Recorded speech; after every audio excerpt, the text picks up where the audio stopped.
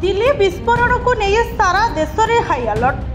लालकिला निकटरे थिबा metro station बाहर होइतिबा विस्फोरण सारा देश को स्तब्ध करिছে। देशर राजधानी रे घटिथिबा एही अघटन रे 10 जण प्राण हराइथिबा जणा पड़िছে। कार रे विस्फोरक रखी एते बड़ आक्रमण करा जायथिबा प्राथमिक तदंतरु जणा पड़िছে। यह सह अनेक गुरुत्वपूर्ण सुराग पाइछि तदंतकारी संस्था। तदंतकारी अधिकारी कहवा कथा है घटनास्थल अनेक मृतदेह मिली जार डीएनए टेस्ट करा फल कार रे थिबा व्यक्ति उमर मोहम्मद ना नहीं ताहा स्पष्ट हो। कार को से चलाउथबा तदंतकारी अधिकारी संदेह करुछन्ते। सीसीटीवी फुटेज रु एने किछि प्रमाण मिली पारि नाही।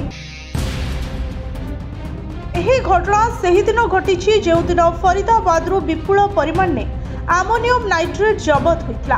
विस्फोरक जबत परे पुलिस मोहम्मद संधान आरंभ कर दिथिला। सूचना अनुसार कार रे एका थिला मोहम्मद। अन्य दुई साथी सह से आक्रमणर योजना करथिला। लगातार चढ़ाऊ परे से गिरफ हेबा भୟରେ रहिथिला। तेणु तुरंत विस्फोरण करबा पाई प्लान रचिथिला। शेष थर पाई I-20 कार को बदरपुर सीमारे ठाब करा जायथिला।